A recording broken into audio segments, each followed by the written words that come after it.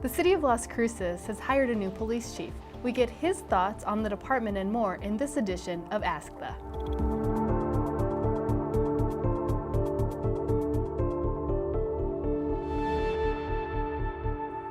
Hi and welcome. I'm Mandy Gus with the city's communication department, and I've got with me today Miguel Dominguez, the new police chief for the Las Cruces Police Department. Welcome.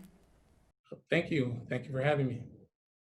Great. Well, congratulations on the new position. And so we've got a few questions to get to know you better today. Can you just tell us a little bit about yourself and what is your experience in law enforcement? Well, I have a beautiful family. I'm married for 23 years and I have two beautiful daughters. I come from a very large family. I'm actually number 9 out of 10 kids. My family relocated to Las Cruces in 1985 and I graduated from Las Cruces High School. After which I have a long history of working in retail, so I have a very strong customer service background from that. I also had a small business that I ran for a short while until I decided to pursue a career in law enforcement. I, uh, I then became employed at the Doña Ana County Detention Center, worked there for a few months, and applied for the Las Cruces Police Department Academy. I was accepted to the academy in October of 2002 and graduated from the academy in April of 2003. I worked as a patrol officer for 5 years.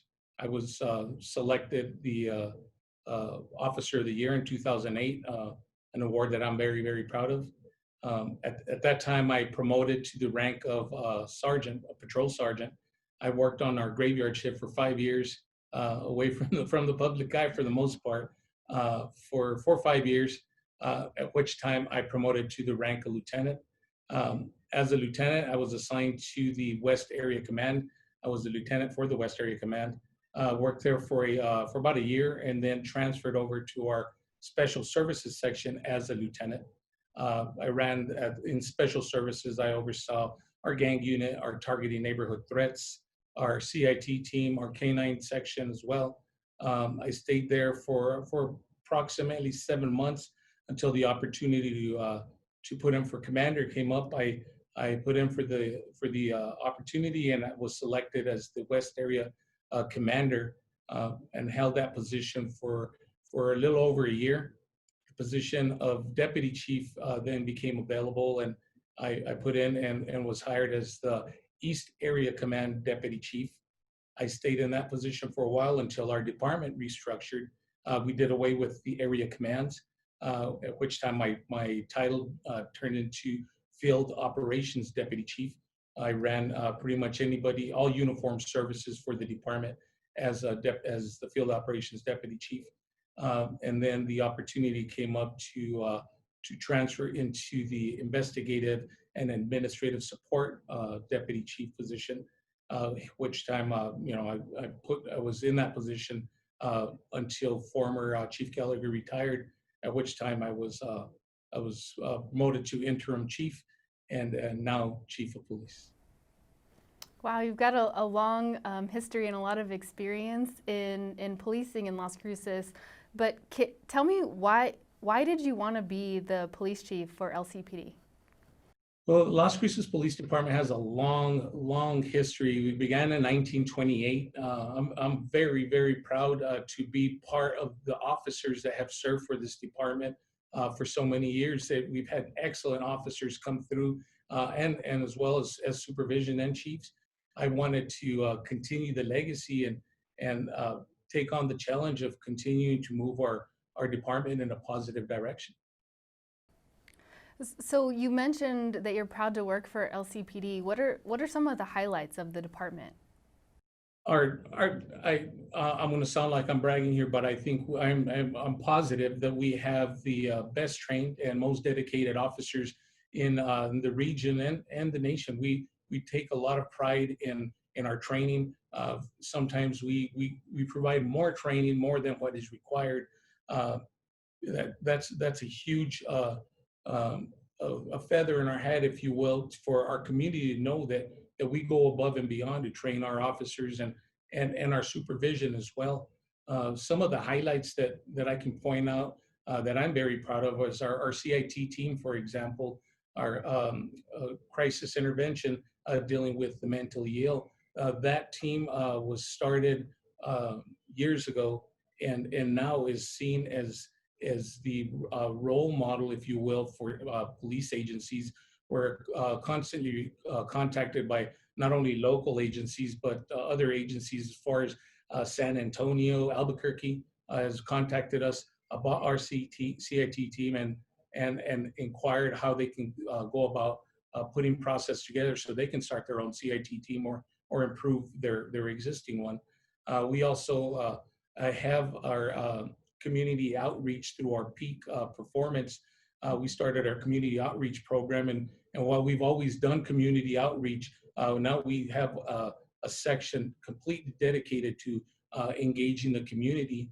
We also, as part of that line of business, we have a community partnership program in which we have officers dedicated to certain districts within the city, and all they do is take care of issues and develop programs that are specific to those districts. This model we had gone away from. We used to call them neighborhood policing officers. We had actually moved away from that due to of shortage of personnel and other things that had come up. But moving back into that type of program really assists us in reaching out to the community and finding out what the issues are within each certain neighborhood. That's a program that we're extremely proud of, that we're moving back in that direction. Another section is our intel section. Much like our CIT section, our intelligence section started off when we started our peak performance with one officer. It's since moved into four personnel that are in there. We have two crime analysts, and they do an excellent job at providing information to our investigative section, as well as our patrol officers to assist in fighting crime, reducing crime, and they do a lot as far as providing information as to when crime is occurring, where it's occurring, and it goes a long way as to our resource allocation. And again, this unit has grown and developed so much so that we have local agencies as well as regional agencies contacting us and trying to get ideas for their own intel sections. Those are some of the highlights of the police department. Thank you. All right, we know there's a lot of highlights. What are some of the challenges for LCPD? Challenges right off the bat, I could tell you that recruitment and retention is a huge concern for myself and all of our supervision. Right now, we have a strength of an authorized strength of 202 officers, but we're short probably about 20. We're about 181 right now. So we keep losing a lot of officers to retirement. We need to do a better job at retaining our intellectual capital. When a 20-year officer leaves, they take with them a lot of experience and a lot of knowledge, and we need to do a better job of being able to retain them for a short while so that they can train the new up and coming officers. Same thing goes with recruitment. We face a lot of competition from federal agencies, local, regional agencies, so we lose a lot of our candidates to these larger agencies. We recently hired a couple of lateral officers that went to places like Oklahoma and Dallas, and they decided to come back to their hometown. And we kind of picked their brain and try to figure out how it is that they were reached by these other agencies, and we weren't able to. We've learned from what they've told us, but we know that these agencies are going into the universities and the job fairs and beating us to the punch. So we need to increase our recruitment and be able to keep our candidates here.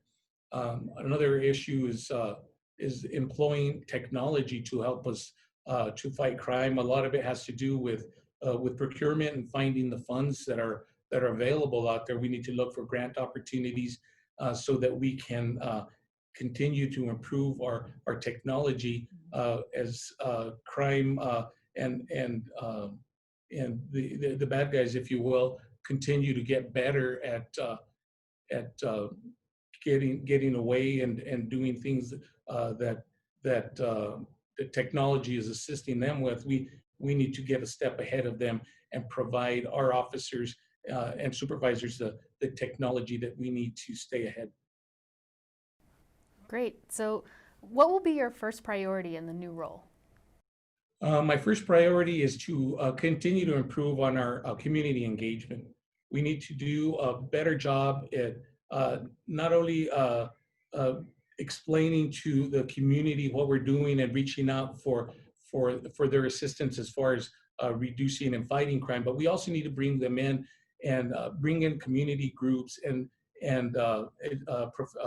education folks to come in and help us train our personnel and our cadets, and building that rapport within the community in specialty groups and the like, to continue to work on that community, the community partnership, if you will, so that we can continue together to make this place, this city of ours, a better place to live.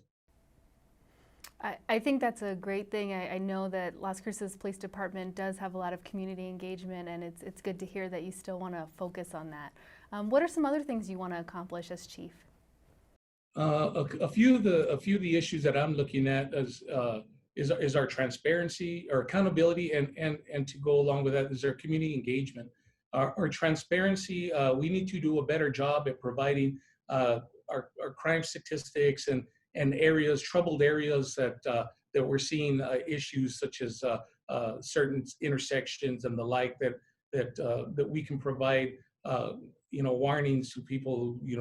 Make sure that you be extra cautious in this intersection while driving through. We've had several crashes lately because of whatever the issue is, construction or the like. We need to do a better job of that. We currently have our transparency page up and running. It's new to our department for about 4 or 5 months, but we need to continue to add information in there, and not just crime statistics and troubled areas, but also things such as internal investigations, types of complaints that we're receiving, and what we're doing about them, and that rolls right into our accountability. We need to be accountable to our citizens and let them know that when they do complain or they do bring an issue forward, that we are looking into it and we are employing best practices to learn from these experiences. First of all, that we do something about these complaints, but also that we don't just let it go by the wayside. We employ different processes and the like to continue to improve, and we use each and every complaint in that manner. Also, our community engagement, again, being able to get the community in here to help us train and help us train them, so that we build that understanding as to why it is what we do and how we do it and why we do it. But I've talked to our academy director and explained to him that we not only the how, what, and why, but we need to explore who it is that we do it for. That customer, that our citizen, we need to have that implemented in every one of our trainings, so that we don't forget who it is that we're doing it for, and it starts to change the culture within our department. Well, thank you, Chief Dominguez. That's all the questions that I have, but what else do you want to tell the community about you or about LCPD? Well, I've said this in meetings in the past, but I want the community to know that we know and we have a deep understanding that the police are the community and the community are the police. We serve them. We are dedicated professionals, and our main goal is to provide great service. We strive for excellence, and we won't stop until we get that. We have again 202 certified personnel. We have that strength, but we also have code section. We have an ACO section. We have a lot of different employees that are civilian employees, and every single one of us is engaged in making this place better, not just the department, but our community. We sincerely want to improve our customer service, and we continue to put together or put forth the mantra: if you're not helping a customer, you should be helping somebody that is. And I want to make sure that citizens know that we are striving to improve our customer service. Well, thank you again, Chief, and best wishes to you in your new role. Thank you very much. Thank you for the opportunity.